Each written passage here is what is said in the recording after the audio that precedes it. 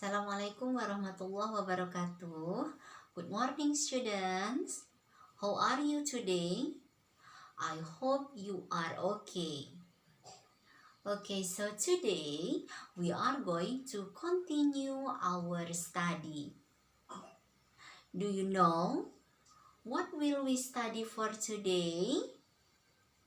Yeah, so today we are going to study about invitation. But before that, let's pray first in order to our teaching and learning process run well. Okay, students, pray, begin.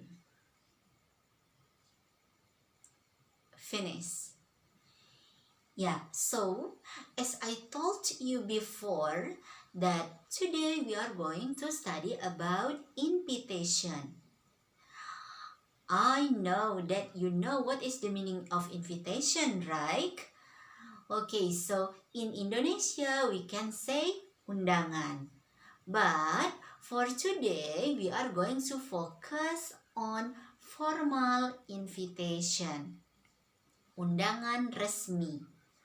Okay, now do you know what is the definition of invitation?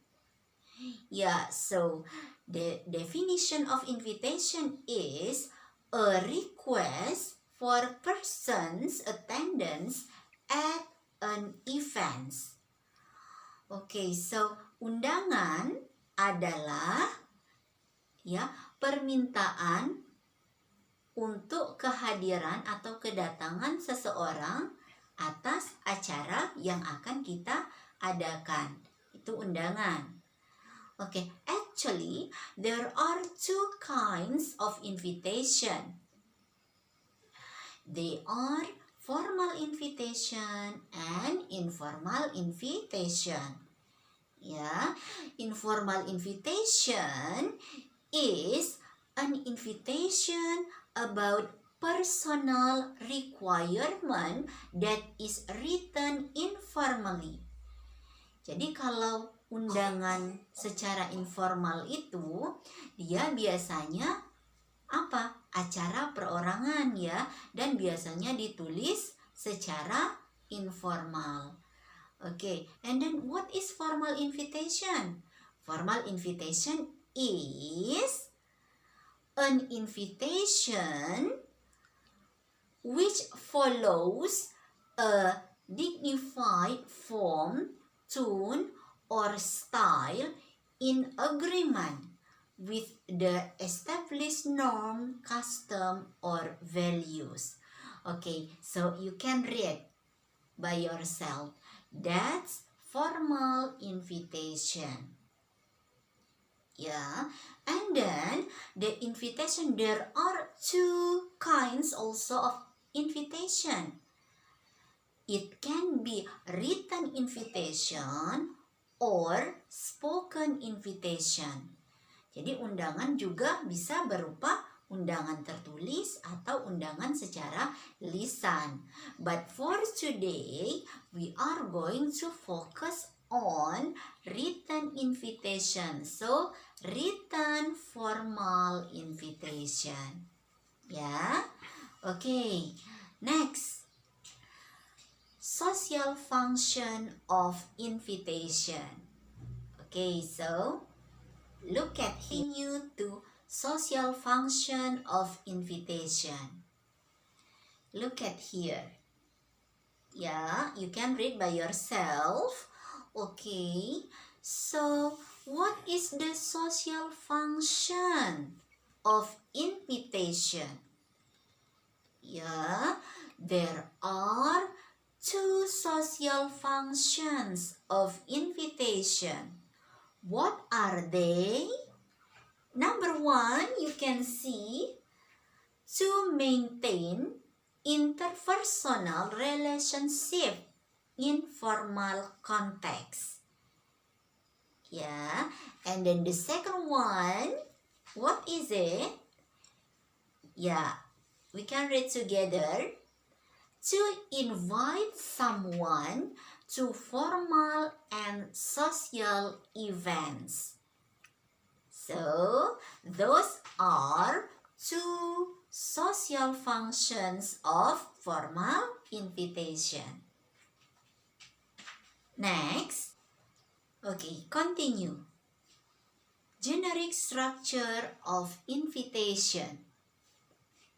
Or we can say that struktur dari undangan.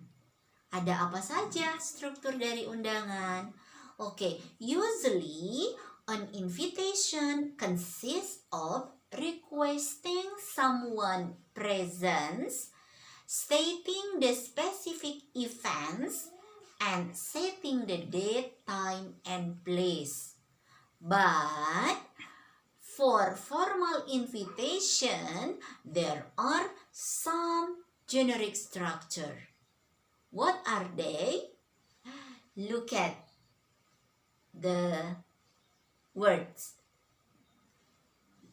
Number 1, logo. Okay, so when we are going to write formal invitation, don't forget to put the logo. Yeah, and then what is the second one?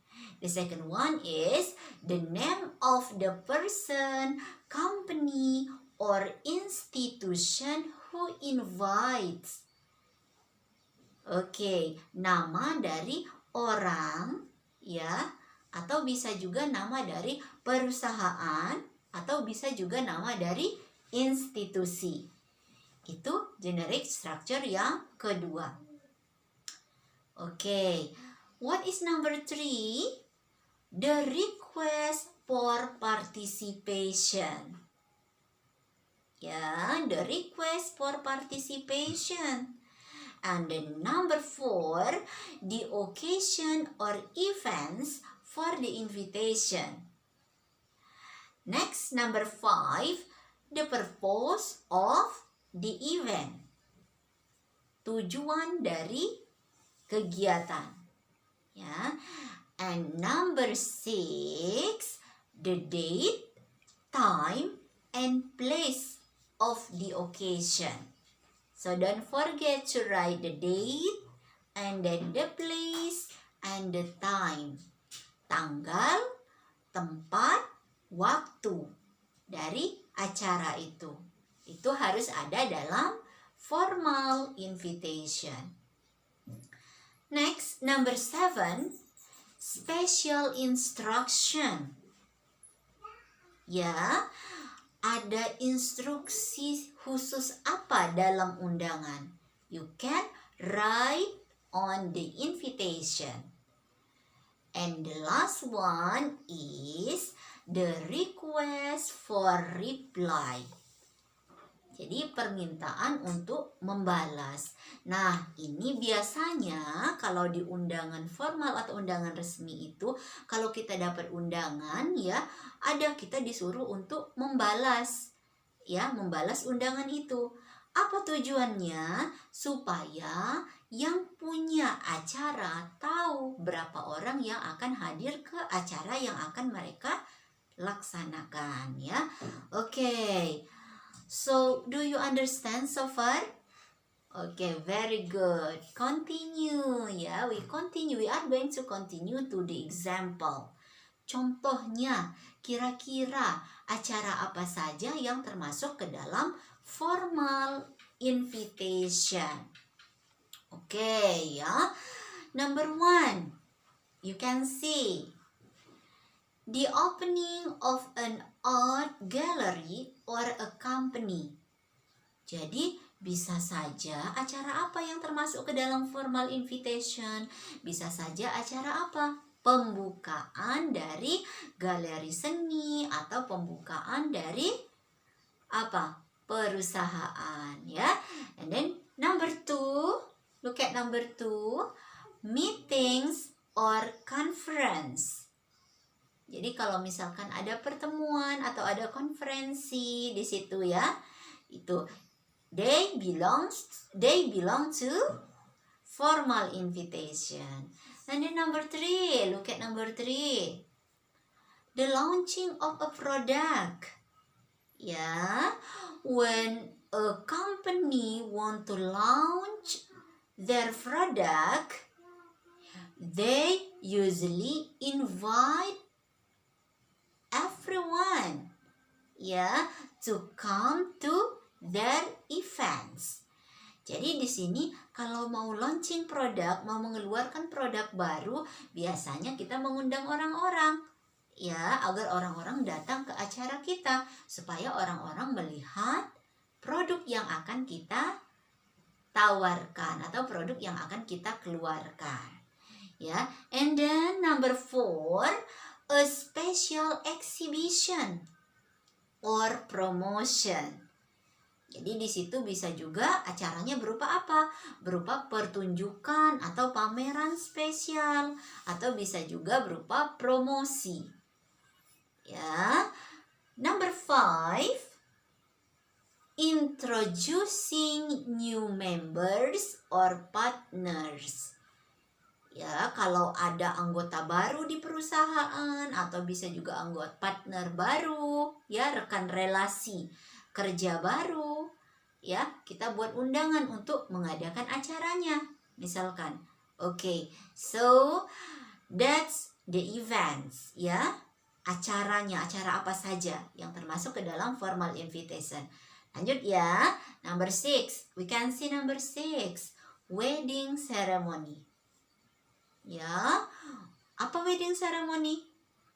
Oke, wedding ceremony itu misalkan ada upacara pernikahan, ya, bisa juga itu masuk ke dalam formal invitation.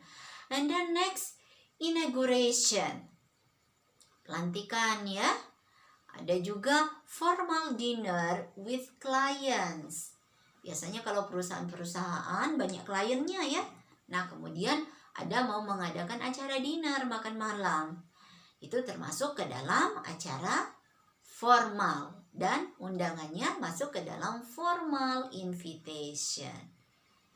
Next, language features of formal invitation. Ciri kebahasaan. Apa saja yang bisa kita gunakan ketika kita akan menuliskan formal invitation, undangan resmi. Ya, bisa dilihat sama-sama. Yo, apa yang pertama? Number 1 is use of formal wording. Menggunakan kata-kata formal. Ya, kalau acaranya formal, undangannya formal, berarti kata-kata yang digunakan harus formal juga. Ya, diperhatikan kata-katanya. Oke. For example, formal wording. Okay, for example, have pleasure in inviting you to blah blah blah. Or request the pleasure of your company at blah blah blah. Or request the honor of your presence at blah blah blah. Cordially invites you to blah blah blah, or invites you to join us. Ya, jadi kelima kata-kata yang ada di samping itu contoh dari formal wording. Number 2, formal invitation card are written in the third person. For example, he, she, they, rather than first person. For example, I, we, my, our. Ya, jadi maksudnya adalah ketika kita mau menulis undangan formal, maka kita gunakan kata ganti orang ketiga. Itu lebih baik dibandingkan dengan kata ganti orang pertama. Kata ganti orang ketiga tadi apa? Seperti dia perempuan, dia laki-laki, mereka, ya. Kalau kata ganti orang pertama, saya, kami, itu kata ganti orang pertama. Jadi yang lebih digunakan di sini kita menggunakan kata ganti orang ketiga. Ya, bisa ya? Oke. And then number 3, use of perfect combination of present and future tense. Ya, so you can use simple present tense and you can use future tense. Menggunakan simple present sama menggunakan future tense. Okay, do you still remember what is simple present tense? Ingat tidak, simple present tense itu kalimatnya seperti apa? Okay, for simple present tense, biasanya after subject she, it, he, we can use verb one, but we add s or es after the verb. But and for subject are you, Dewi, we can also use verb one, but there is no s or es, just write verb one. Tuh ya, sekedar mengingatkan sedikit, itu simple present tense. How about future tense? What is future tense? Future tense itu adalah apa? Ya, tenses yang bisa digunakan untuk menyatakan kegiatan yang akan terjadi di masa yang akan datang. Biasanya kita menggunakan modal, ya, kata bantu modal auxiliary, misalkan will, shall, ya, bisa digunakan di sana. Oke, I will go, saya akan pergi. Or I will invite you, saya akan mengundangmu. Itu ya contohnya saja, sedikit contohnya. Oke, and then number 4, in a formal invitation letter, use formal tone. Ya, okay, so that's about the language features. There are 4 language features of formal invitation. Okay, now we continue to the example. Okay, please see the example of formal invitation. Libby's Coffee and Cake is opening in Bandung. You are cordially invited to a private grand opening celebration on the 31st of March 2019 from 1 p.m. until 6 p.m. Jalan Merak, number 21, Blok C, Bandung. Ribbon cutting 1:15 p.m. until 1:30 p.m. Meet the staff 1:30 p.m. until 2 p.m. Explore place 2 p.m. until 3 p.m. Deluxe sampling 3 p.m. until 5:30 p.m. Just now, I have explained about generic structure of formal invitation. Now, we see that Libby's Coffee and Cake is opening in Bandung. That's the logo, right? And then, you are cordially invited to a private grand opening celebration. That's the name of the events. Okay, so the name of the events is a private grand opening celebration. And then, on the 31st of March 2019. Yeah, that's the time, right? From 1 p.m. until 6 p.m. Okay, the date and the time. Jalan Merak, number 21, Block C, Bandung. That's the place. And ribbon cutting, meet the staff, explore the place, deluxe sampling. Nah, itu semua merupakan rangkaian acaranya. Ya, jadi di sana tertera semua, ada tempat, ada waktu, ada juga tanggal, ada nama acara. Ya, dituliskan di situ, ada logonya juga. Ya, kemudian apalagi di sana? Rangkaian acaranya. Ya, kira-kira seperti ini kalau mau menulis undangan formal. Oke.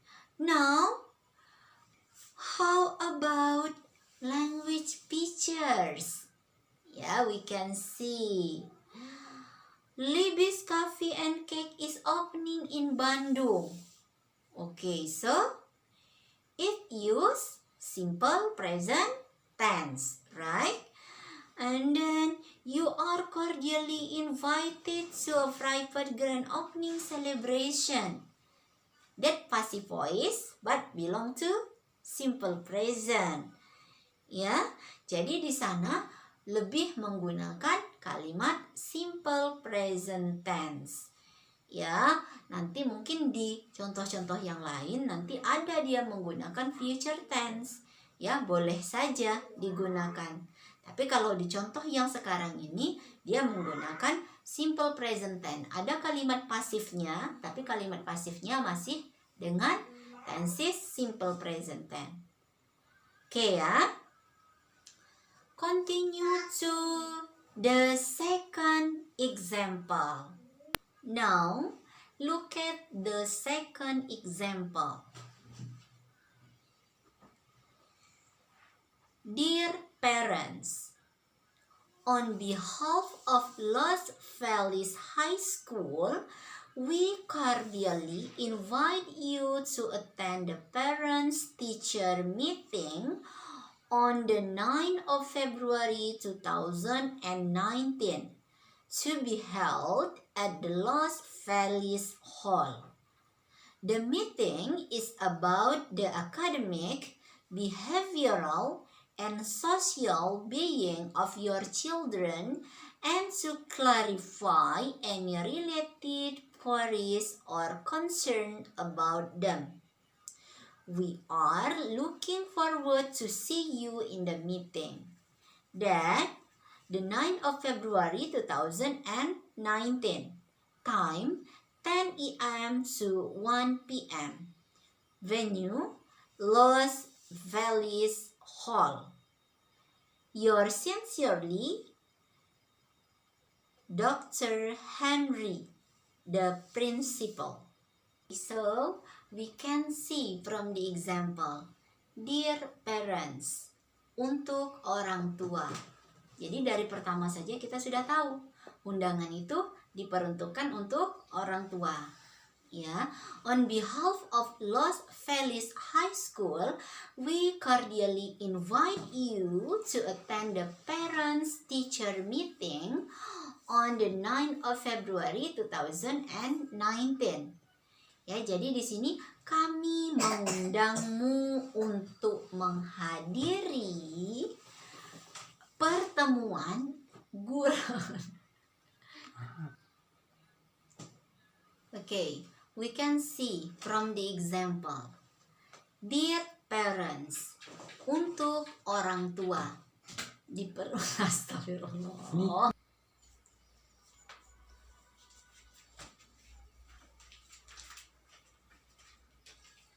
Okay, so from the example, we can see that dear parents, untuk orang tua. Kita tahu bahwa undangan itu berarti diperuntukkan untuk orang tua. Ya, on behalf of Los Feliz High School, we cordially invite you to attend the parents-teacher meeting on the 9th of February 2019. Ya, jadi di sana kami mengundangmu untuk menghadiri acara pertemuan antara guru dan siswa pada tanggal 9 Februari 2019. Oke, jadi bisa kita tahu ada acaranya di sana. Acaranya apa? parents teacher meeting. Itu acaranya, ya. Kemudian tanggalnya, kapan tanggalnya? 9 Februari 2019. To be held at the Los Feliz Hotel. Ada ya di sana? Berarti akan diadakan di mana? Di Los Feliz Hall. Ya, kemudian the meeting is about academic, behavior, and social being of your children, and to clarify any related queries or concern about them. Jadi agendanya dalam teacher and parents meeting itu apa saja? Ada di sana yang akan dibahas ya. Academic, behavior, social being of your children, and to clarify any related queries or concern about them. Itu kira-kira yang akan dibahas atau agendanya yang ada di dalam formal invitation itu. We are looking forward to see you in the meeting. Date 9 February 2019. Time 10 a.m. to 1 p.m. Venue Los Feliz Hall. Ya, jadi di sana ada apa di sana? Ada tanggal, ada waktu, ada tempat. Ya, tanggalnya 9 Februari 2019. Waktunya jam 10 pagi sampai jam 1 siang. Kemudian tempatnya di Los Feliz Hall itu. Ya, kemudian apa lagi? Ada salam penutup. Yours sincerely. Ya, hormat saya atau hormat kami. Bisa Dr. Henry P. Di situ ya. Namanya the principal.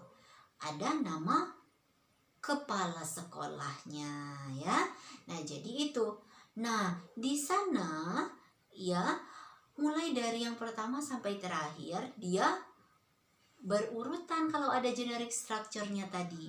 Atau dari semua generic structure itu tidak harus semuanya masuk, tapi minimal ada beberapa yang harus ditulis dalam formal invitation. Untuk language picture-nya seperti apa? Language picture-nya juga ya. Jadi di language picture-nya itu bisa kita pakai simple present tense or we can use future tense ya, sesuai dengan kebutuhan apa yang kita butuhkan untuk menulis dari formal invitation itu. Oke ya. Jadi sampai di sini dulu ya penjelasan tentang formal invitation. I hope you understand about formal invitation. Okay, so that's all about our materials for today about formal invitation. So in conclusion, I can conclude that today we have studied about formal invitation.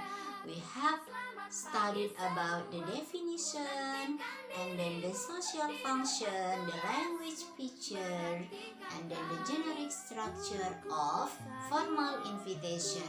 And then we have also studied about the example of formal invitation. I think that's all for today. Thank you for your great attention. Before we close our meeting, let's pray together. Pray, begin. Finish. Okay, stay healthy and just stay at home, okay? Okay, student, finally, wassalamualaikum warahmatullahi wabarakatuh.